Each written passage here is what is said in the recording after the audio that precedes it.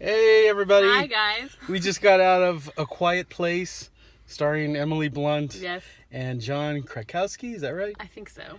Krakowski? Okay. I think. From The Office. And they're actually married in real life. Yeah. Okay, cool. So, and I think this was like his movie. I don't know if he directed. I think he might have wrote it. directed it. I'm not sure if he directed it or He not. wrote it. Okay. What did you think of it? I loved it. I really, really liked it. There were a couple of things that I was like, Okay, yeah, we'll get to that in a minute. Yeah, it was really awesome. Mm-hmm. The last few minutes of it were just amazing. Okay, so I would watch this movie over and over again just to see the last expression on Emily Blunt's face at the end. So cool. Spoilers? Yeah, we both loved it. And like our nitpicks are like, just before we get into the spoilers, are like, just where you see things that like, you know, you could have just done this or you could have done that, but Yeah, but let's do the but spoilers. that's a horror movie thing. Every horror movie you're gonna be like, why didn't they do this? Why didn't they do that? True. But anyway, I guess so. okay, so you want to get into detail with any of Yeah, that? well, anyway, so the spoilers ahead. The last scene with Emily Blunt's expression when they finally figured out what's going what the How to monster's defeat the weakness monster, is, yeah. right? And then they see all of these monsters heading towards their house. Yeah, because they have all these like cams set up. Yeah, and then the girl. Well, okay, so the way to fight this monster is the high frequency of this certain ear. It's hearing high aid, I don't frequency know. noises. Yeah. They were experimenting with hearing aids because one of the children is deaf. Right. Deaf, and so they were. They figured out that this particular frequency would like. And actually, the girl figured it out. Yeah, the daughter, which is the one who needed the hearing through the aids. whole thing, through the whole movie, she kind of felt like they didn't appreciate her. And Well, no. Well, you know what? We should just go to the beginning with that, because basically. Well, I just want to see her. I wanted to say her last expression though. Yeah, but so they put the frequency, the hearing aid up against the microphone, and then she cocks that shotgun. It was like, and my her name is Horace. Yeah, exactly. Yeah, it was awesome. Her expression was like, "Yeah, we're gonna kill these guys. We're gonna kill them all now." They just need. There was only 2 more in the area, and they just needed to know how to kill them. So they figured it out, and thank goodness, because they had a baby now, and the baby was just gonna be screaming all the time. You guys. That's what babies do. So anyway, no. Okay. So if I would have like that, no, I could not have had that baby in this scenario. But they figured out how to do it. So Yeah. So in the beginning of the movie, it's in the future, like barely, I guess. You know, I don't know. I don't know if this is an alien invasion or what. They don't explain it, I don't think. I think if you had read those newspapers closely, They give a lot of the story, the plot exposition through newspapers that are laying around, right, or pinned to the wall and stuff. And you really, like, the more you read, the more you know. And if you didn't read everything, maybe it said alien invasion or something. I don't know. The main one said it's sound. Yeah. And so explaining what was going on, and basically like humans are very scarce now because these creatures have like hunted them all down and eaten them, and they're like these big weird creatures, and they're blind, but they operate by sound, and so you can't make any noise. Right. You get all that from the trailers, really. And so, you know, the family's trying to be really quiet all the time. And in the beginning, they're in town raiding a like drugstore, trying to get some medications for the oldest boy. He's just sick with right there. He was just sick at the beginning. Yeah, it was just a time that he was sick. And but they also had they have a daughter, and who is deaf. Who is she? Was she the oldest one? Yeah, she was like the I think oldest she's the one. oldest, yeah. And she's like barely a teenager, maybe, almost I'd say. Maybe or like 12 or 13. Yeah, that sounds right. But she kept saying she wasn't a kid, so maybe she's older. No, I don't think know. that's when you're that age. You're like, I'm not a okay. kid. But anyway, I don't remember so they also have a little boy, like a right, and he was I don't know, actually 5 years cute. old or something, and or 4 or 5, and they're all in town because they stick together, right? So they can keep an eye on each other.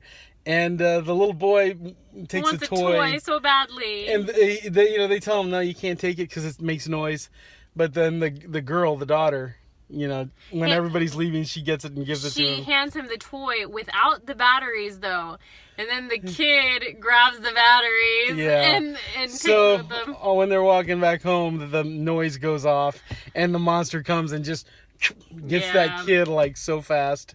And it was pretty cool. I mean, it's pretty awesome. It's a great way to start the movie. Yeah, and so throughout the movie, a big part of the movie is the fact that the daughter thinks the father resents her for that. Right. And he doesn't, really. I mean, you know, yeah, because he's always working out. He's just very stressed and stuff worried. For her and everything. Yeah, he's trying to, and he's constantly in his little, like, warehouse where he has all of his cameras. In the basement or something. In the basement, and he's constantly working on new hearing aids for her, trying to get her to be able to hear. And it skips ahead several months. Oh my god, that scared me! Some guy just went by on a bicycle and it was like really fast, like that thing in the movie. Monsters. That was funny. The doors are locked, right? I'm more concerned with black-eyed kids. Oh, stop! I hate black-eyed kids. Anyway, so where were we? So the father is always in the basement, like trying to improve her hearing aids. Yeah, she doesn't know about that either, right? No. Well, I mean, she does. She because he's always like. it, but I don't think she really understands the depth that he's going to. You know. And. So there's a lot of survival stuff. Yeah. The dad's trying to teach the kids how to survive. But the mom is pregnant. The mom is pregnant. Because they skipped ahead a few months and all of a sudden we see that the mom's pregnant. Yeah. So it's a lot of them like trying to survive and the mom's pregnant. And then at one point... I feel like there were probably condoms at that store that they raided. Just saying. I mean... Condoms. Well... Condoms are for sailors. Don't let it happen in that scenario. I don't know, man. No.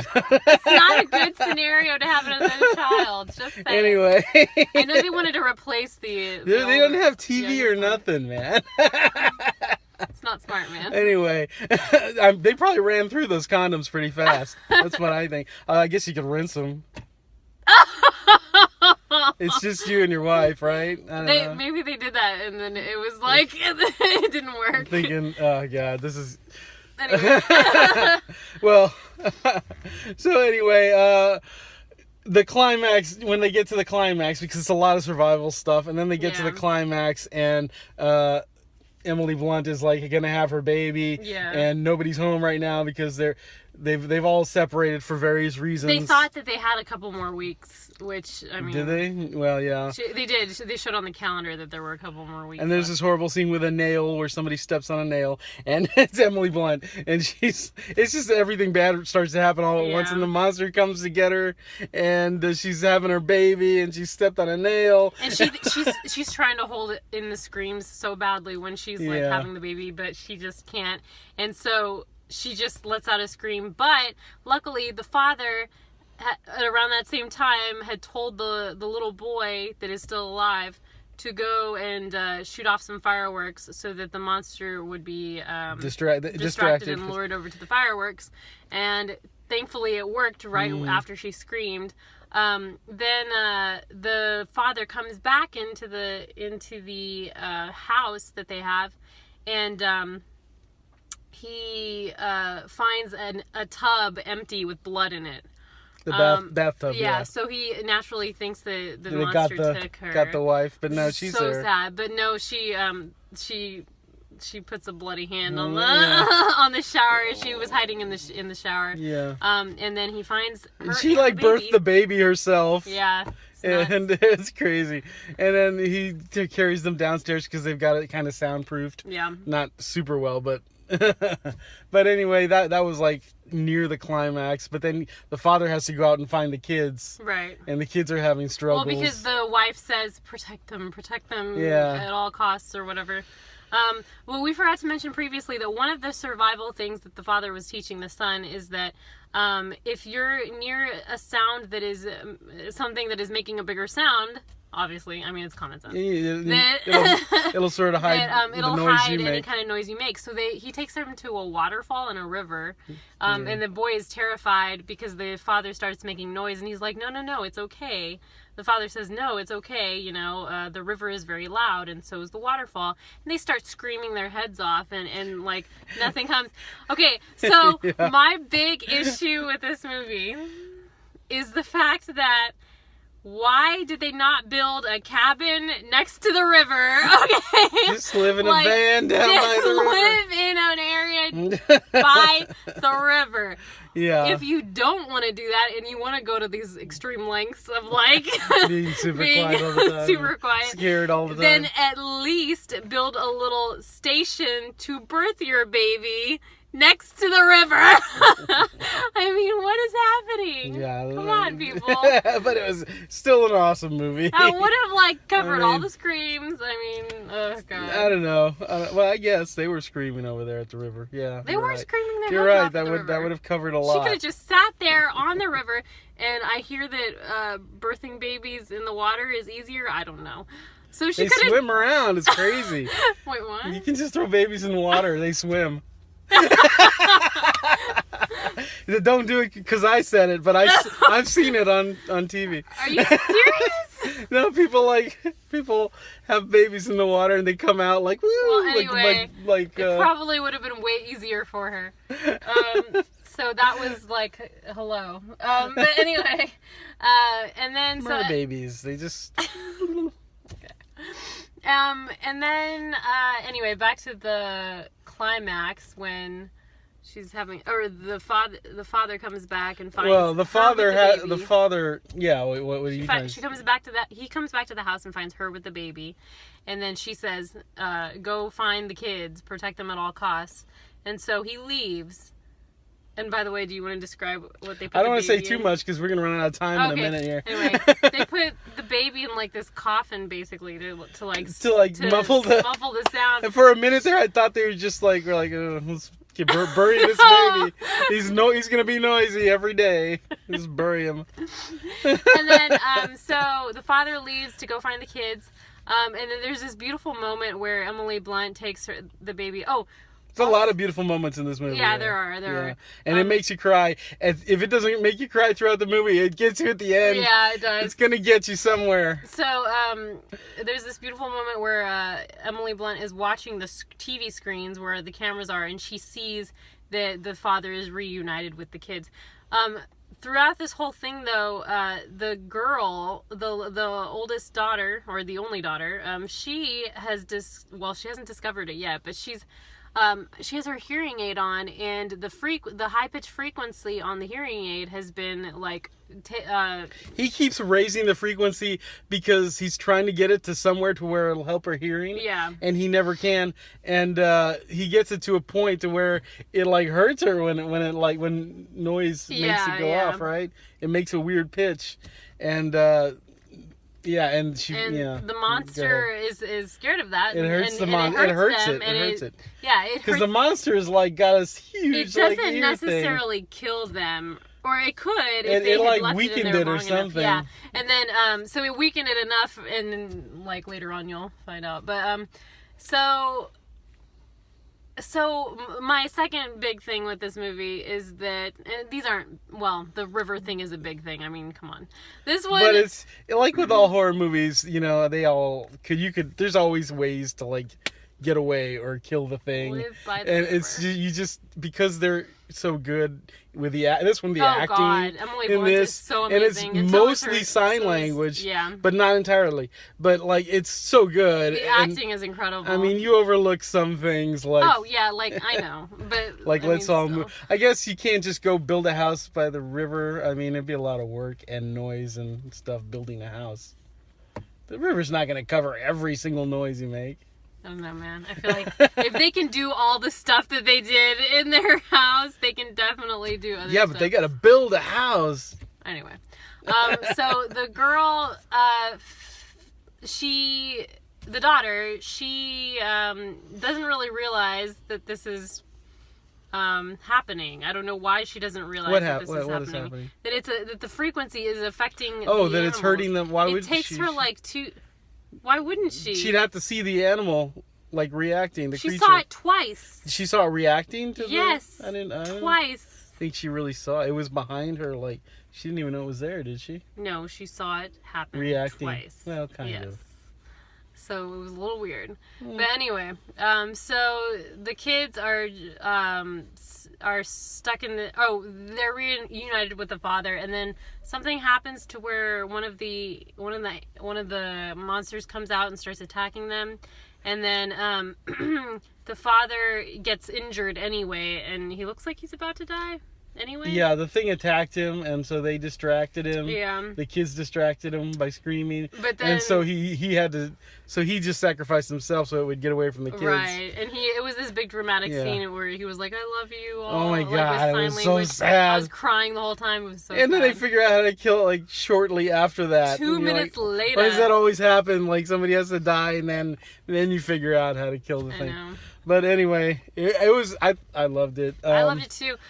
Well, and then so the kids get back to the house, and the mother is there, and she knows because she saw it on the camera that the husband died, and they're reunited, and they go back down into the basement because I guess that's the only safe area now. Well, because it's supposedly soundproofed, although not really, because the thing is always going. No, the soundproofed room filled up with water. Oh yeah, okay. So I thought it was the basement. Yeah, that was another big fiasco that they had to deal with. Yeah, there's a lot of stuff. Yeah. But and so but then there's a monster in the house. There's an alien creature in the house, and he goes down to the basement, and then he starts to attack them, right? Or he's about to attack them, and then the daughter kind of connects it. She finally connects it. I don't know what. I don't remember what makes her connect it. But she puts the hearing aid onto like the microphone to make the frequency extra loud, and then that like really, really hurts the creature, and it starts having like a fit and seizure, and it falls to the ground, and they think it died, I guess. Yeah. So then the mother turns to the daughter, and she's like, "Oh my gosh, you figured it out." And they're like, "Yes." And then the monster gets back up again because it really just injured him. And Emily Blunt turns around and she fires off the shotgun. She has a shotgun, and she kills it with a shotgun. Yeah. I guess it had to be weakened first. Right. Kind of like a video Because I was game. always saying, why don't you just shoot it in one of those big ears, and that'll kill it. Well, so the shotgun... But I guess it had, like, armor that would, like, open up. Yeah. And I guess if you tried, it'd be hard to get the shotgun into the... So either the sound of the shotgun firing off, or the fact that the creature died and it has some sort of telepathic No, it was the connection. shotgun, I think. The sound of the shotgun. You don't think the creature has some sort of telepathic connection with its brothers or something? Well, that's possible, but I don't know. I thought it was a shotgun. One of drew the two, in the other two Drew creatures. in the other two, and they see it on the camera coming towards the house. And, that's when you have that epic scene. Maybe it was a telepathic thing, because I don't know why it wasn't three creatures attacking every time there was a noise. Right. If there were three creatures in the area, so that was always weird. But yeah. And so she sees them coming towards her on the camera, and then you have that epic shot of Emily Blunt cocking the shotgun, and she's got this amazing expression on her face. And making me want to see Mary Poppins 2 right now. Mary Poppins 2. It made me want to see Evil Dead. I want to see Mary Poppins 2 right now. Yeah. It was really awesome. That's it for me. My only thing was I would have shot that thing in the ear somehow. Yeah. Or you know what? Like they even showed, like before the movie, they showed a clip from Tremors. Because it's kind of similar, the idea. Yeah, it is. Not the tone at all, but the idea. And it's like, in Tremors, they would like tie like some dynamite Oh my god, let's to go a watch rope. Tremors. And and they would like tie dynamite to a rope and like throw it out there, Yeah. and the thing would grab it and explode. And I'm like, did they ever try that with this thing? Like stuff some dynamite into like a goat or something? Yeah. Well, I feel like if I were a scientist, one of the first things that I would have tried was a high frequency noise. So, Since they're deaf, they're blind. I mean, yeah. And like, I mean, you know, if you want to go into logic, I don't think these things would have defeated the human race. No. For one thing, they're probably vastly outnumbered by people, and I mean, I'm sure that there are. you're gonna think of a way to kill it before. I'm sure that there are little groups of just like them hiding out. You know, just a lot of just people like just hiding out. But Yeah, probably. the fact that it got to the point where like the scientists never tried the high frequency thing, I don't know. Yeah, I guess they were the I don't first believe ones that. to get eaten. I've seen many 1950s science fiction films, and they always try the high frequency noise. Yeah, well, you know, it's. And that was in the 50s, so. You watched this for the acting; it was phenomenal. Yeah, it was very good. You watch it for the tension, which was really good. You know, but yeah, if you with any horror movie, you can bring in the logic, and it's gonna tear up every horror movie probably. But it was awesome. It was awesome. The acting was incredible. Yep. The now you're making me not want to say the story was awesome because there's all these little things like that. But it was awesome. It was great. Yeah. It was really good. It was very cool. Yeah. It was a very good time. You know. Very entertaining. Enjoyed Go see it. Yeah. Highly recommended. Yes. And hopefully we'll be seeing Avengers tomorrow. Yeah. Like, comment, subscribe, guys. See ya. Bye.